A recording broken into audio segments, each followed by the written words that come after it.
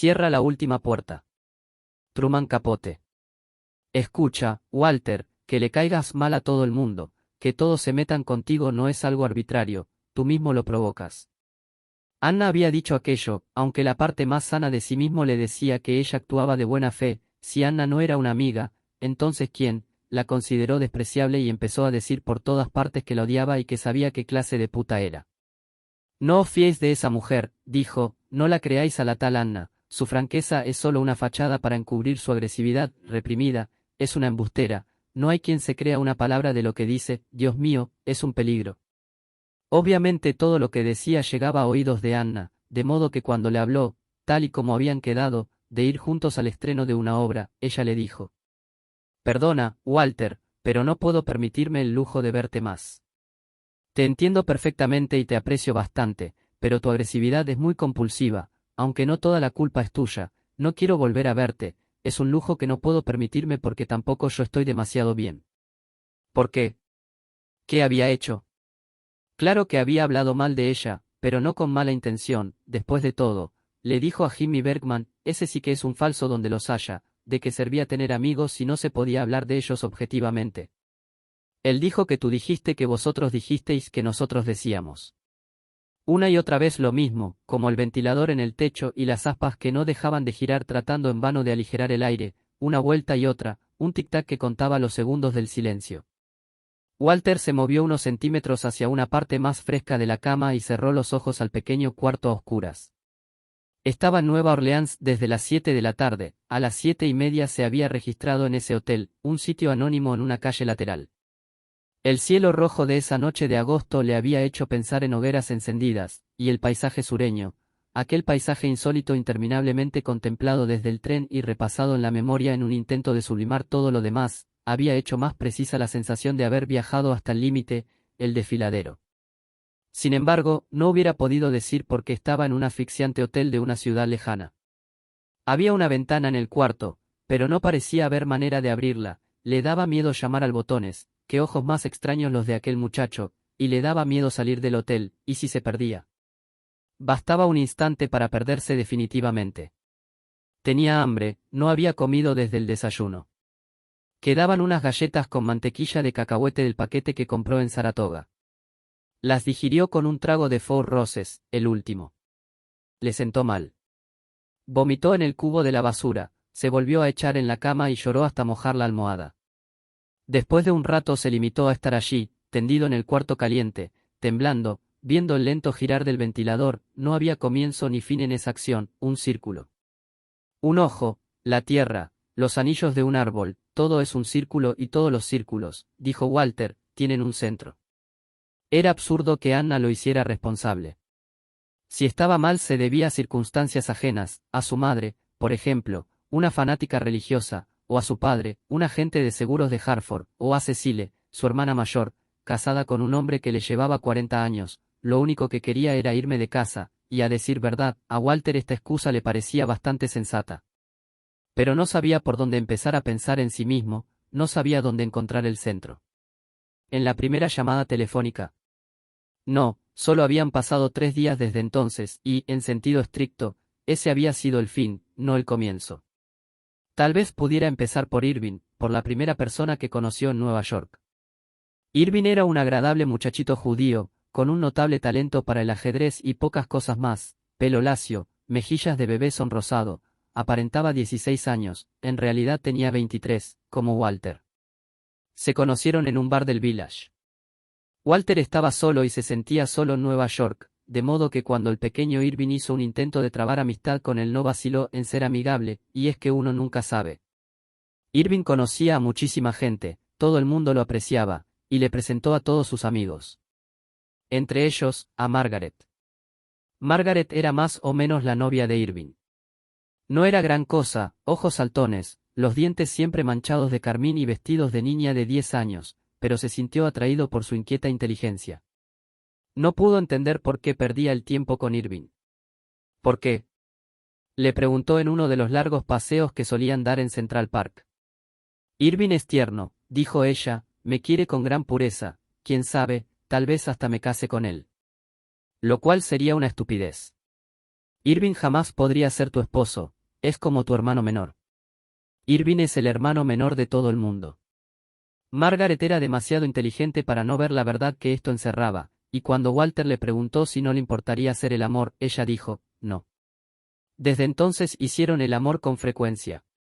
Irving acabó por enterarse y un lunes ocurrió algo desagradable, curiosamente en el bar donde se habían conocido.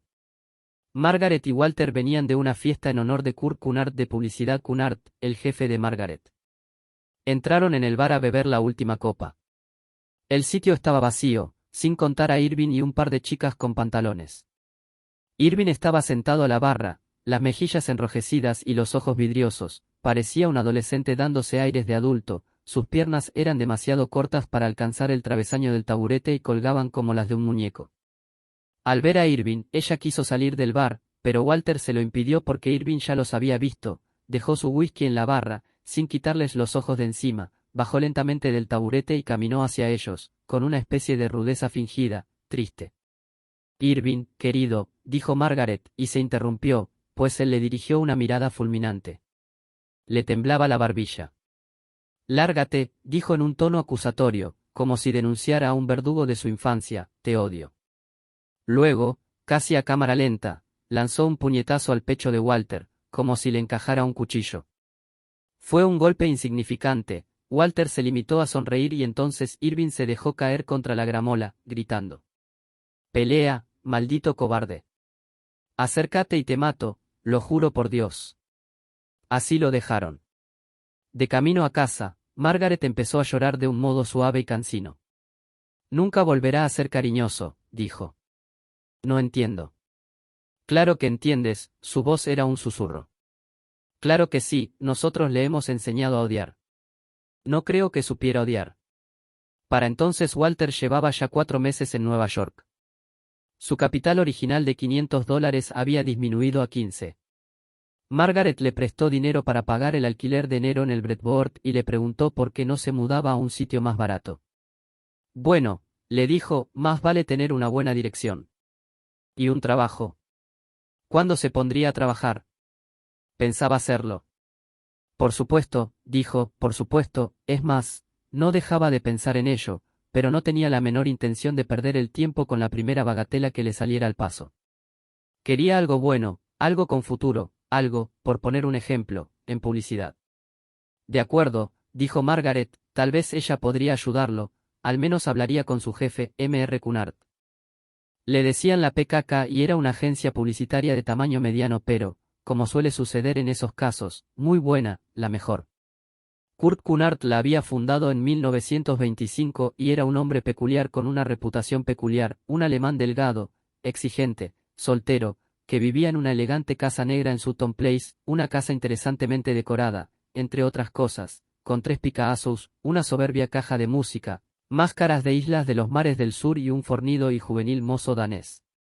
De vez en cuando invitaba a cenar a alguien de su equipo, el favorito de turno, pues nunca dejaba de seleccionar protegidos. El puesto de protege era arriesgado, pues se trataba de una alianza caprichosa e incierta. El favorito podía encontrarse examinando la sección de empleos del periódico a la mañana siguiente de una cena de lo más agradable con su benefactor. Walter había sido contratado como asistente de Margaret. Llevaba 2 semanas en PKK cuando recibió una nota de M.R. Cunard invitándolo a almorzar, y obviamente se entusiasmó mucho. Aguafiestas, dijo Margaret, ajustándole la corbata y quitando las pelusas de su solapa. No, nada de eso.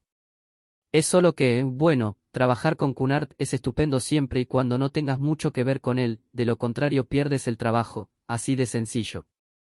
Walter sabía a qué se refería, no lo engañó ni un instante, quiso decírselo pero se contuvo, aún no era el momento. Sin embargo, uno de esos días, bastante pronto, se tendría que librar de Margaret. Trabajar bajo sus órdenes ya era suficiente humillación, además ella se acostumbraría a considerarlo su inferior. Y eso nunca, pensó, mirando los ojos azul marino de M.R. Cunard, nadie podía menospreciar a Walter. Eres un idiota, le dijo Margaret. Dios mío, he visto esas amistades de K. docenas de veces, no significan nada. En una época se paseaba en compañía del recepcionista. Lo único que quiere es jugar. Créeme, Walter, la vía rápida no existe, lo único que cuenta es tu trabajo. Él dijo. Y tienes quejas en ese campo. Estoy cumpliendo tanto como es de esperar. Todo depende de lo que se espere, dijo ella. A los pocos días la citó un sábado en la estación de trenes de Grand Central. Iban a ir a Hartford a pasar la tarde con su familia y ella se había comprado un vestido, unos zapatos y un sombrero para la ocasión. Pero él no se presentó. En cambio, acompañó a Mr. Cunard a Long Island y fue el más celebrado de los 300 huéspedes del baile de presentación en sociedad de Rosa Cooper. Rosa Cooper, née Cooperman, heredera de Productos Lácteos Cooper, era una muchacha morena, contundente y agradable, con un afectado inglés, producto de muchos años de lecciones con Mishui. Tiempo después, una amiga llamada Anna Stimson le mostraría a Walter la carta que Rosa le había escrito: he conocido al hombre más divino. Bailé con él 6 veces. Magnífico bailarín. Es un ejecutivo de publicidad y es superdivinamente guapo. Tenemos una cita, a cenar y al teatro. Margaret no mencionó el episodio. Tampoco Walter. Fue como si nada hubiera sucedido, pero ahora solo se veían y solo se hablaban para tratar asuntos de la oficina. Una tarde, sabiendo que ella no estaría en casa, fue a su apartamento y abrió con el duplicado que le diera mucho tiempo atrás. Había dejado allí algo de ropa, libros, su pipa. Fue de un lado a otro, recogiendo sus cosas, y vio una fotografía de él marcada con lápiz de labios. Por un momento sintió que caía en un sueño. También vio el único regalo que él le había dado, un frasco de L'Eure Blue, aún sin abrir. Se sentó en la cama a fumar un cigarrillo, pasó su mano sobre la almohada fría, recordando la forma en que la cabeza de Margaret había reposado allí y las mañanas de los domingos en que leían en voz alta los cómics de Barney Google, Dick Tracy y Joe Payoka. Vio la radio, una pequeña caja verde. Siempre habían hecho el amor con música, de cualquier tipo, jazz, sinfonías, música coral. Había sido su contraseña. Cada vez que ella lo deseaba, decía, ponemos la radio.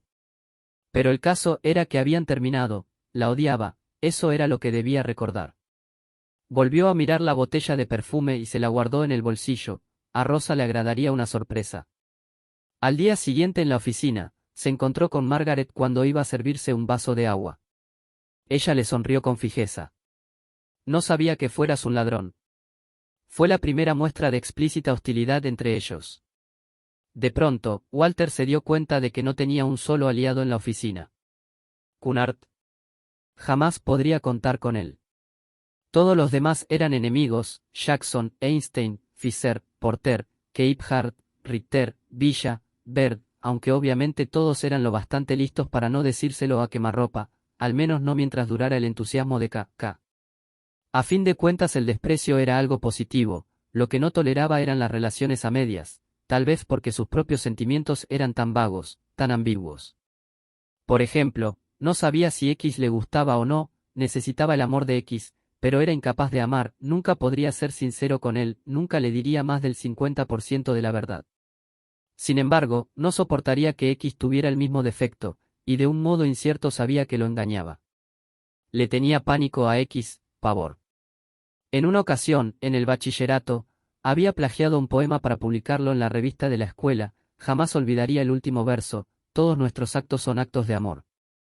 ¿Pudo haber algo más injusto que ser descubierto por el maestro? Pasó casi todos los fines de semana de principios del verano con Rosa Cooper en Long Island. Por lo general, la casa estaba bien abastecida de cordiales estudiantes de Yale y Princeton, algo bastante molesto. En Hartford, esa era justo la clase de gente que le hacía sentir gatos en la barriga, rara vez lo aceptaban en su territorio. En cuanto a Rosa, era encantadora, todo el mundo lo decía, hasta Walter, http. Pero las chicas encantadoras casi nunca se toman nada en serio, y Rosa no era la excepción, al menos respecto a Walter. A él no le importó gran cosa, esos fines de semana le sirvieron para hacer muchos contactos: Taylor Orvington, Joyce Randolph, la estrella en ciernes, LMC Boy, cerca de una docena de personas cuyas direcciones otorgaron considerable brillo a su agenda. Una tarde fue con Anna Stimson a ver una película protagonizada por la Randolph. Apenas se habían sentado y todas las butacas de alrededor ya sabían que Joyce era amiga de Anna, bebía demasiado, carecía de moral y no era tan hermosa como en la pantalla. Anna le dijo que él era como un adolescente. Cariño, tú solo eres hombre en un aspecto. Había conocido a Anna Stimson a través de Rosa. Editaba una revista de modas, medía más de 1,80, usaba trajes negros, un afectado monóculo, bastón y varios kilos de tintineante plata mexicana. Se había casado 2 veces, una de ellas con Buckstrom, el ídolo de las películas de vaqueros, y tenía un hijo de 14 años confinado en una academia correctiva, como decía ella. Era un chico insoportable, le dijo. Le gustaba disparar por la ventana con un rifle calibre 22, y arrojar cosas y robar en los almacenes Woolworth, un canalla, igual que tú. Sin embargo, Anna le tenía afecto. En sus momentos menos deprimidos, menos maledicentes, lo escuchaba con amabilidad quejarse de sus problemas, explicar por qué era como era, le habían hecho trampa toda la vida, siempre le tocaban cartas malas.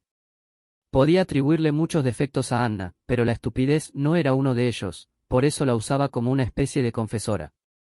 Nada de lo que decía podía ser legítimamente desaprobado por ella. Walter comentaba, le he dicho a Cunard muchas mentiras sobre Margaret, supongo que es algo bastante ruin, pero ella haría lo mismo, además, no propuse que la despidieran sino que la mandaran a Chicago. Oh, me encontré a un tipo en una librería y empezamos a charlar, era un hombre de mediana edad, bastante agradable, muy inteligente. Cuando salí me siguió a cierta distancia, crucé la calle, cruzó la calle, caminé deprisa, caminó deprisa. Esto sucedió durante 6 o 7 calles. Cuando finalmente estuve seguro de lo que sucedía, sentí un agradable cosquilleo y deseos de gastarle una broma. Me detuve en la esquina y paré un taxi, entonces me volví y miré al tipo durante largo rato.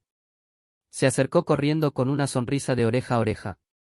Entonces brinqué al coche, cerré la puerta, me asomé por la ventanilla y solté una carcajada, la cara que puso, era horrenda, parecía Cristo. No puedo olvidarla. Ahora dime, ¿por qué hago estas locuras? Es como pagar con la misma moneda a toda la gente que alguna vez me ha perjudicado, pero también hay algo más. Le contaba estas cosas a Anna y luego regresaba a dormir a casa. Sus sueños eran de un azul pálido. El problema del amor le preocupaba, sobre todo porque no lo consideraba un problema. Y de algo podía estar seguro, nadie lo amaba. Esta certeza latía en su interior como un corazón adicional. No tenía a nadie. A Anna, tal vez. ¿Lo amaba ella? ¿Cuándo has visto algo que sea lo que aparenta? Dijo Anna. Ves un renacuajo y ya es un sapo, te pones un anillo que parece de oro y te deja una marca verde en el dedo. Ahí tienes el caso de mi segundo marido, parecía un tipo agradable y resultó un crápula cualquiera. Mira este cuarto, la chimenea no sirve ni para encender incienso y los espejos solo sirven para dar la impresión de espacio, mienten. Walter, nada es jamás lo que parece. Los árboles de Navidad son de celofán y la nieve de hojuelas de jabón. Dentro de nosotros revolotea algo llamado, alma, morir no es morir, vivir no es vivir, y encima deseas saber si te amo. No seas tonto, Walter, ni siquiera somos amigos. Escucha, el ventilador, círculos de susurros que giran, él dijo que tú dijiste que vosotros dijisteis que nosotros dijimos, una y otra vez, rápido y lento, mientras el tiempo se recupera en un chismorreo infinito. Un viejo ventilador resquebrajado rompiendo el silencio, 3 de agosto. Viernes 3 de agosto. Ahí estaba su nombre, precisamente en la sección que escribía Winchell, el pez gordo de la publicidad Walter Rani y la heredera de productos lácteos Rosa Cooper están corriendo la voz entre sus allegados de que empiecen a comprar arroz. El propio Walter le había dicho esto a un amigo de Winchell. Se lo mostró al barman del Wellands, donde desayunaba. Soy yo, dijo. Hablan de mí, y la expresión del chico le facilitó la digestión. Esa mañana llegó tarde a la oficina, y recorrió el pasillo entre los escritorios precedido de la gratificante conmoción de las mecanógrafas. Sin embargo, nadie dijo nada. A eso de las 11, después de una agradable hora sin hacer nada pero llena de entusiasmo, bajó a tomar una taza de café. Jackson, Ritter y Bert, 3 de la oficina, estaban en la cafetería. Cuando Walter entró, Jackson le dio un codazo a Bert, Bert se lo dio a Ritter y todos se volvieron. ¿Qué cuenta el pez gordo de la publicidad? Dijo Jackson, un hombre rosáceo, de calvicie prematura. Los otros dos rieron. Walter entró deprisa en una cabina telefónica, aparentando no haber oído. Cabrones, dijo, y fingió que marcaba un número. Finalmente, después de esperar un buen rato a que se fueran, hizo una llamada de verdad. Rosa, ¿qué tal? ¿Te he despertado? No. ¿Has visto lo de Winchell? Sí. Walter rió. ¿De dónde sacará esas cosas? Silencio. ¿Qué sucede? Te noto un poco rara. Sí. ¿Estás molesta o algo? Solo decepcionada. ¿De qué? Silencio. Y luego. Fue muy vulgar por tu parte, Walter, muy vulgar. ¿A qué te refieres? Adiós, Walter. Al salir, pagó en caja el café que había olvidado tomar. En el mismo edificio había una barbería, pidió que lo afeitaran, no, mejor un corte de pelo, no, la manicura, y luego, al ver su rostro reflejado de golpe en el espejo, con una palidez que competía con la pechera del barbero, supo que no sabía lo que quería. Rosa tenía razón, era vulgar, estaba siempre dispuesto a confesar sus errores, pero una vez que los aceptaba era como si no existieran. Volvió a subir a la oficina, se sentó en su escritorio, sintiendo que se desangraba por dentro. Deseó angustiosamente creer en Dios. Una paloma caminaba por el antepecho de su ventana, por un instante vio las trémulas plumas encendidas por el sol, la serena indecisión de sus movimientos, luego, sin darse cuenta, tomó el pisapapeles de cristal y lo lanzó por la ventana, la paloma lo esquivó tranquilamente y el pisapapeles se desplomó como una enorme gota de lluvia. ¿Qué tal? Pensó, a la espera de un grito lejano, ¿qué tal si le pega a alguien, si lo mata? Pero no hubo nada. Solo el tabletear de las mecanógrafas, y un golpe en la puerta. Granny. Quiere verte. Lo lamento, dijo M.R. Cunard, garabateando con una pluma de oro. Ya sabes que siempre estaré dispuesto a darte una carta de recomendación. Y luego en el ascensor, el enemigo. Sumergiéndose con él, aplastó a Walter entre los dos. Margaret estaba allí, un lazo azul en el pelo y una cara diferente de la de los demás, no tan vacía, ni impávida. Allí aún había compasión. Pero ella le miraba sin verle. Es un sueño, no podía permitirse pensar de otro modo, sin embargo, bajo el brazo llevaba la contradicción del sueño, un sobremanila con los objetos personales que tenía en su escritorio. Al vaciarse el ascensor en el vestíbulo, supo que debía hablar con Margaret, pedirle perdón, implorar protección. Ella se alejaba deprisa hacia una salida, confundiéndose con el enemigo. Te amo, dijo, y corrió tras ella, te amo, dijo, sin decir nada. Margaret. Margaret. Ella se volvió. El lazo azul hacía juego con sus ojos, y al mirarle sus ojos se suavizaron, reflejando afecto. O compasión. Por favor, dijo él. Tomamos una copa juntos. Podríamos ir al Venice. El Venice nos gustaba, ¿recuerdas? Ella negó con la cabeza. Tengo una cita, se me hace tarde. Oh. Sí, bueno, se me hace tarde, ella echó a correr. La vio correr calle abajo, el lazo centelleaba en la incipiente oscuridad del verano. Luego, desapareció. En un edificio sin ascensor, cercano al Parque Gramercy, estaba su apartamento de una habitación, le hacía falta ventilación y limpieza, pero después de servirse un trago dijo, al carajo, y se tendió en el sofá. ¿De qué servía? Hagas lo que hagas, al final todo se reduce a cero. Cada día en cada lugar a cada instante engañan a alguien, ¿de quién es la culpa? De cualquier forma era extraño. Ahí tendido, tomando sorbos de whisky en la penumbra grisácea del cuarto, todo le pareció en calma, sabía Dios cuánto tiempo llevaba sin experimentar algo así, como cuando le suspendieron en álgebra y se sintió aliviado, libre, el fracaso era definitivo, cierto, y siempre hay paz en la certeza. Se iría de Nueva York, tomaría unas vacaciones, tenía unos cuantos cientos de dólares, lo suficiente para ir tirando hasta el otoño. Se preguntó a dónde ir y de repente fue como si una película empezara a correr en su cabeza, gorras de seda, de color cereza y amarillo limón, y unos hombres bajitos, con apariencia de sabios y exquisitas camisas de lunares. Cerró los ojos, tenía 5 años, era delicioso recordar la algarabía, las salchichas, los enormes prismáticos de su padre. Saratoga. Las sombras enmascararon su rostro a medida que la luz se disipaba. Encendió una lámpara, se preparó otro trago, puso un disco de rumba y empezó a bailar, las suelas de sus zapatos susurraban en la alfombra, un poco de entrenamiento y hubiera sido un profesional, siempre lo había creído. Justo al terminar la música sonó el teléfono. Se quedó inmóvil, un temor incierto, le impedía contestar, la lámpara, los muebles, todo parecía inerte, creyó que al fin había dejado de sonar cuando empezó de nuevo, más fuerte, más insistente. Tropezó con un escabel, descolgó el auricular, lo dejó caer, lo volvió a tomar, dijo. Sí. Larga distancia, una llamada desde un pueblo de Pensilvania cuyo nombre no pudo captar. Después de una serie de espasmódicas interferencias, una voz se abrió paso, seca y asexuada, completamente distinta de cualquiera que hubiese oído antes. Hola, Walter. ¿Quién habla? No hubo respuesta al otro lado, solo el jadeo de una respiración acompasada. La conexión era excelente, quienquiera que fuese parecía estar a su lado, hablándole al oído. No me gustan las bromas, ¿quién habla? Oh, tú me conoces, Walter, me conoces desde hace mucho, mucho. Un clic y nada más. El tren llegó a Saratoga en medio de una noche lluviosa. Había dormido la mayor parte del trayecto, sudando en el húmedo calor del vagón. Soñó con un castillo antiguo, solo habitado por pavos viejos. También tuvo un sueño en el que aparecían su padre, Kurt Cunard, alguien sin rostro, Margaret y Rosa, Anna Stimson y una gorda extraña con ojos como diamantes. Estaba en una calle ancha, vacía, y a no ser por una procesión que se aproximaba, coches lentos, negros, de aspecto fúnebre, no había más señales de vida. Sin embargo, sabía que ojos furtivos contemplaban su desnudez desde todas las ventanas.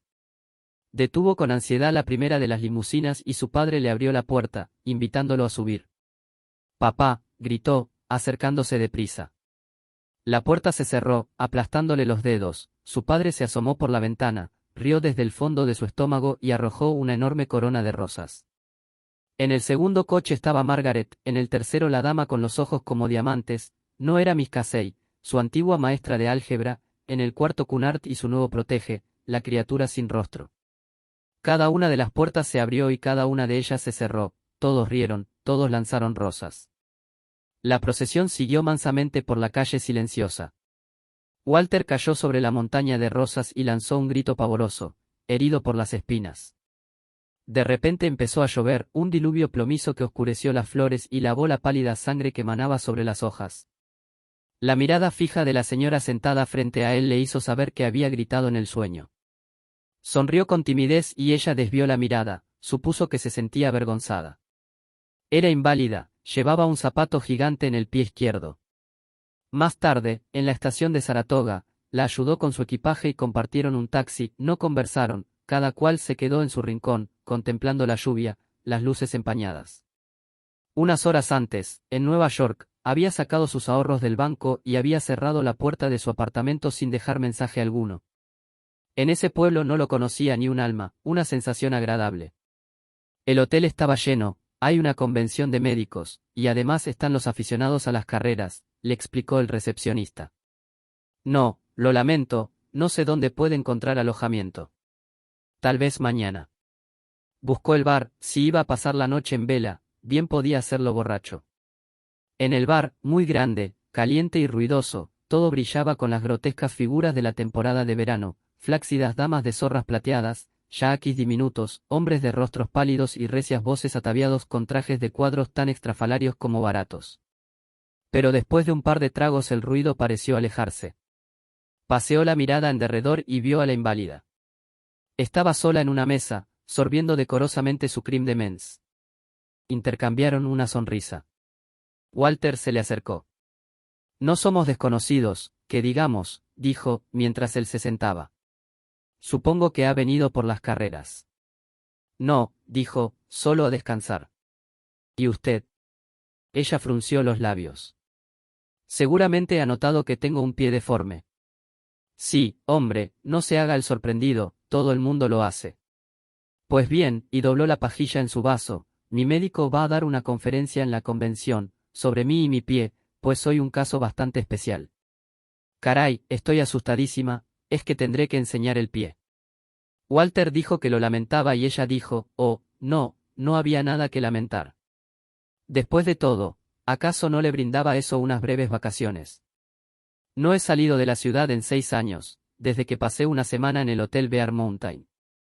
Sus mejillas eran sonrosadas y pecosas, sus ojos, quizás demasiado juntos, tenían un intenso color azul claro, como si no parpadearan nunca. Llevaba una alianza en el anular, puro teatro, seguro, ¿quién se lo iba a creer?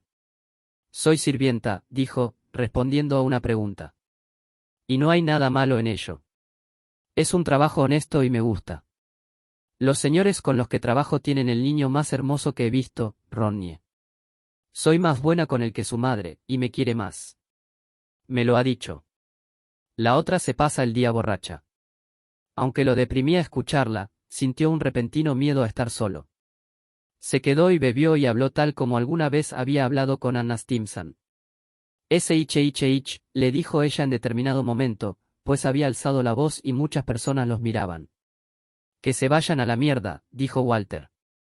No le importaba, era como si su cerebro estuviese hecho de vidrio y el whisky ingerido se convirtiera en un martillo, sentía como tintineaban en su cabeza los pedazos destrozados, nublándole la vista, confundiendo los contornos. La inválida, por ejemplo, no parecía una persona sino muchas, Irving, su madre, un hombre llamado Bonaparte, Margaret, todos ellos y otros más. Se dio cuenta, con creciente exactitud, de que la experiencia es un círculo en el que ningún momento puede ser aislado ni olvidado. El bar estaba cerrando. Pagó cada uno su consumición. Esperaron el cambio, sin decir palabra, ella lo miraba con sus inmóviles ojos azules, aparentemente tranquila, pero le advirtió que algo sucedía, una sutil agitación interior. Cuando el camarero regresó, se repartieron el cambio y ella dijo: si quiere puede venir a mi habitación, y un rubor de imprudencia le cubrió el rostro, es que, como comentó que no tenía dónde dormir. Walter la tomó de la mano, su sonrisa fue conmovedoramente tímida. Ella salió del baño oliendo a un perfume baratísimo, vestida solo con un raído kimono de color carne y el monstruoso zapato negro. Entonces supo que no lo iba a soportar. Jamás había tenido tanta lástima de sí mismo, ni Anna Stimson se lo habría perdonado. No mires, dijo ella con voz temblorosa, soy muy quisquillosa con lo de mi pie. Él se volvió hacia la ventana, las ramas de un olmo agobiadas por la lluvia, un relámpago, demasiado distante para hacer ruido, lanzó un resplandor blancuzco. Ya, dijo ella. Walter no se movió. Ya, repitió, inquieta. Apago la luz.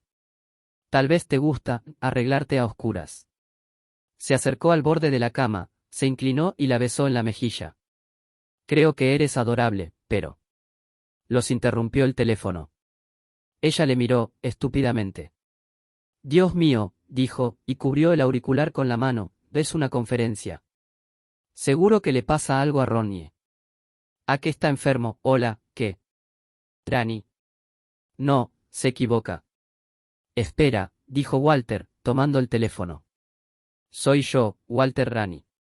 Hola, Walter.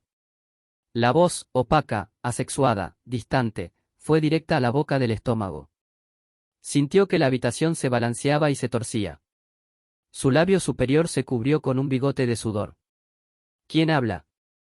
Dijo, tan despacio que las palabras salieron inconexas. Oh, tú me conoces, Walter. Me conoces desde hace mucho. Luego un silencio, quienquiera que fuese, había colgado. Caray, dijo la mujer, ¿cómo crees que han sabido que estabas aquí? Quiero decir, eran malas noticias. Estás un poco. Walter cayó sobre ella, la estrechó, presionó su mejilla húmeda contra la suya. Abrázame, dijo, descubriendo que aún podía llorar. Abrázame, por favor. Pobre niño, dijo ella, dándole palmaditas en la espalda. Mi niño, estamos muy solos en este mundo, ¿verdad? Y finalmente se durmió en sus brazos. No había vuelto a dormir desde entonces, y ni siquiera ahora podía hacerlo, bajo el lento arrullo del ventilador. Ese girar le traía ruedas de tren, de Saratoga a Nueva York y de Nueva York a Nueva Orleans. Había escogido Nueva Orleans por nada en especial, excepto que era una ciudad muy lejana, llena de desconocidos. 4 aspas que giraban, ruedas y voces, una y otra vez, después de todo, ahora se daba cuenta, la red de maldad no acababa nunca, jamás. Un chorro de agua en las tuberías, pasos sobre su cabeza, llaves tintineando en el vestíbulo, el locutor de un noticiario hablando con voz grave en algún sitio, en la puerta de al lado una niñita que decía, ¿por qué? ¿Por qué? ¿Por qué? Pero su cuarto parecía sumido en un total silencio.